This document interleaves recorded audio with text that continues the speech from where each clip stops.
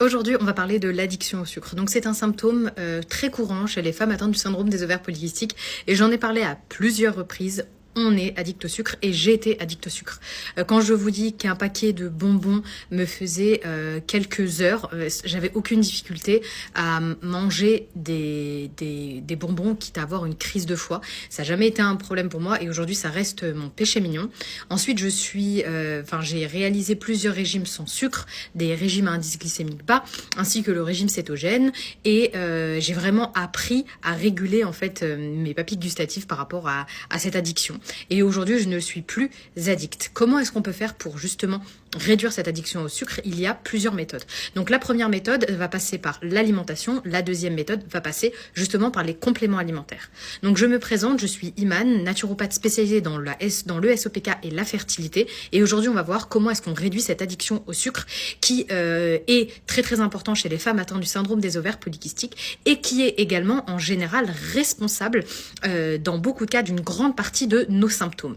Donc dans un premier temps, vous allez devoir modifier votre alimentation en réduisant la consommation de sucre, que ce soit de sucre blanc ainsi que de sucre artificiel ou bien de sucre présent dans le pain, les pâtes. Je vous dis pas de les supprimer comme j'ai pu le faire dans le cadre du régime cétogène. Je vous dis simplement qu'il est nécessaire de réduire sa consommation et pour éviter d'avoir faim et pour se sentir un peu plus plein, plus full, ne pas avoir faim tout le temps, je vous conseille vraiment d'augmenter votre consommation de protéines et de lipides.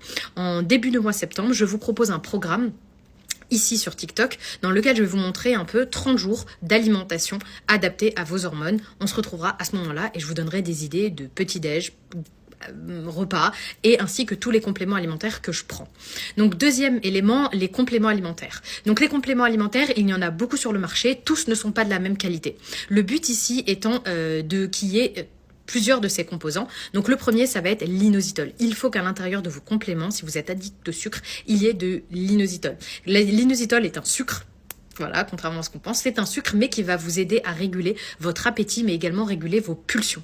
Si vous souhaitez quelque chose de beaucoup plus fort, donc de l'inositol, déjà on en a dans notre formule Imane Harmonie Luminescence, donc ça c'est notre best-seller, mais il y a également une autre formule que je veux vous proposer si vous êtes vraiment addict, ça va réduire votre appétit, réduire vos pulsions et favoriser la perte de poids, c'est Indice Glycémique Boost. Donc c'est un complément que j'ai développé à base de berberine, de chrome, de ginema sylvestre et de cannelle. Il va vous aider à réguler votre glycémie et donc à réguler votre